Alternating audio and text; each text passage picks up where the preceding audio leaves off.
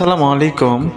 সুপ্রিয় সম্মানিত দর্শক ও শ্রোতা, আজকে আমরা জানব যে রোজা রাখা অবস্থায় নাকে, কানে এবং চোখে ড্রপ দেওয়া যাবে কি না, কোনো রোগের কারণে ড্রপ ব্যবহার করা যাবে কি না। যদি কেউ ড্রপ ব্যবহার করে তো সেক্ষেত্রে তার রোজার হুকুম কি, রোজা হবে কি না।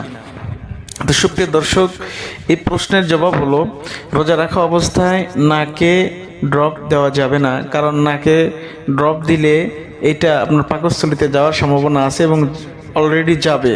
তবে জরুরি প্রয়োজনে চোখে দেওয়া যেতে পারে, চোখে দেওয়া যেতে পারে।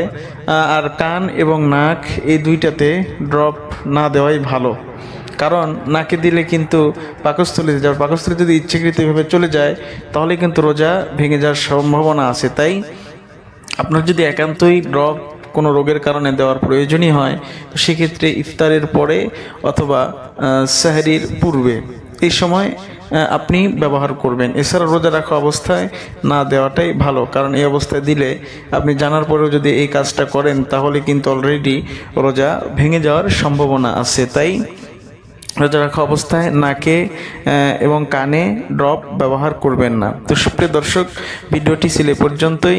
ভিডিওটি ভালো লাগলে অবশ্যই লাইক, কমেন্ট, শেয়ার করবেন।